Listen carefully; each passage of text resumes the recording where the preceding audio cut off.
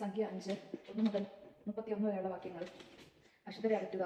കർത്താവ് മോശയോട് അരുളി ചെയ്തു, കുഷ്ഠരോഗികളെയും സ്രാവമുള്ളവരെയും മൃദുശരീരം തൊട്ട് അശുദ്ധമായവരെയും പാളയത്തിൽ നിന്ന് പുറത്താക്കാൻ ഇസ്രായേൽ ജനത്തോട് കൽപ്പിക്കുക. ഞാൻ വിശ്വസിക്കുന്ന പാളയം അശുദ്ധമാകാതിരിക്കാൻ നീ അവരെ സ്ത്രീയാലും പുരുഷനായാലും പുറത്താക്കണം. ഇസ്രായേൽ ജനം അങ്ങനെ ചെയ്തു. കർത്താവ് മോശയോട് കൽപ്പിച്ചതുപോലെ അവരെ തങ്ങളുടെ പാളയത്തിൽ നിന്ന് പുറത്താക്കി. നഷ്ടപരിഹാരം. കർത്താവ് മോശയോട് അരുളി ചെയ്തു, ഓരോ പുരുഷനോ സ്ത്രീയോ മനുഷ്യ സഹജമായി എന്തെങ്കിലും തെറ്റ് ചെയ്ത് കർത്താവിനോടുള്ള വിശ്വസ്തത ലംഘിച്ചാൽ തന്റെ തെറ്റേറ്റു പറയണം. മുഴുവൻ മുതലും അതിന്റെ 5-1 കൂടി താൻ ദ്രോഹിച്ച വ്യക്തിക്ക് തിരിച്ചു കൊടുത്തവൻ പൂർണ്ണ നഷ്ടപരിഹാരം ചെയ്യണം. നഷ്ടപരിഹാരം സ്വീകരിക്കാൻ ബന്ധുക്കൾ ആരുമില്ലെങ്കിൽ അത് കർത്താവിന് സമർപ്പിക്കണം. അത് പുരോഹിതനുള്ളതായിരിക്കും. അവന് വേണ്ടി പാവപരിഹാര ബലി അർപ്പിക്കാനുള്ള മുട്ടാടിന് പുറമെയാണിത്.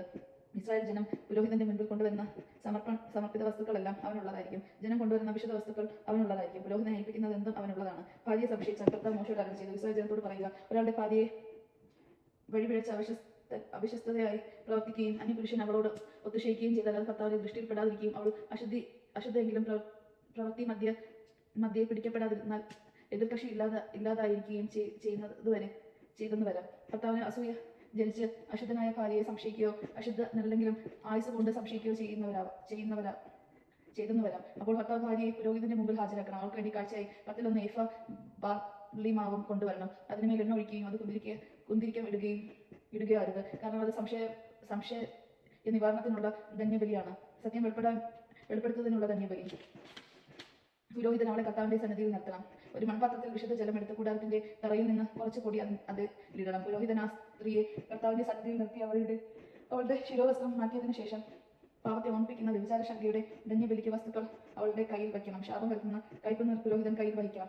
അനന്തരം അവളെ കൊണ്ട് സത്യം ചെയ്യിക്കാൻ ഇങ്ങനെ പറയണം, കർത്താവിന് അധീനയായിരിക്കെ ആദ്യ പുരുഷൻ നിന്നോട് ഒത്തുശയിച്ച് നീ അശുദ്ധ ആയിട്ടില്ലെന്ന് ശാപം വരുത്തുന്ന ഈ കൈപ്പുനീര് നിനക്ക് ദോഷം ചെയ്യാതിരിക്കട്ടെ. എന്നാൽ നീ കർത്താവിന്റെ കീഴിലായിരിക്കെ ദുഷ്ടിതനായി നിന്നെത്തുന്ന അശുദ്ധാത്മാവിനെയും അന്യപുരുഷനെയും നിന്നോടൊത്ത് ക്ഷയിക്കുകയും ചെയ്തിട്ടുണ്ടെങ്കിൽ കർത്താവ് നിന്റെ അര ശോഷിപ്പിച്ച് മഹോദരം വരുത്തി നിന്നെ ജനങ്ങളുടെ ഇടയിൽ മലിനവസ്തുവും ആക്കി തീർക്കട്ടെ എന്ന് പറഞ്ഞ് അവളെ കൊണ്ട് സത്യം ചെയ്യിക്കണം.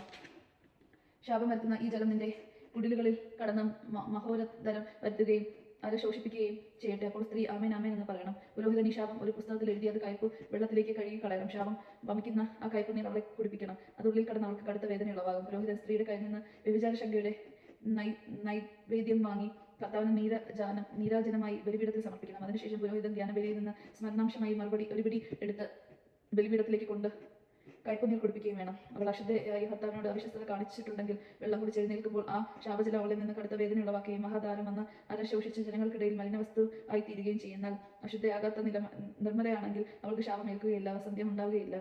പാതിവ്രത ശക്തി ഉണ്ടാകുമ്പോൾ അനുഷ്ഠിക്കേണ്ട വിധിയാണിത്. ഭർത്താവിന് അധീനയായിരിക്കെ ഭാര്യ വഴിപിഴച്ച് സ്വയം അശുദ്ധമാകുകയോ ഭർത്താവ് ശക്കാദിനായുടെ ഭാര്യയുടെ വിശ്വസ്തതയിൽ സംശയിക്കുകയോ ചെയ്താൽ അവൻ ഭാര്യയെ കർത്താവിന്റെ മുമ്പിൽ ഹാജരാക്കുകയും പുരോഹിതൻ ഈ വിധികൾ അനുഷ്ഠിക്കുകയും വേണം. പുരുഷൻ അകത്യത്തിൽ നിന്ന് വിമുക്തനായിരിക്കും. സ്ത്രീ തന്റെ അകത്യത്തിന്റെ ഫലം അനുഭവിക്കുകയും ചെയ്യും.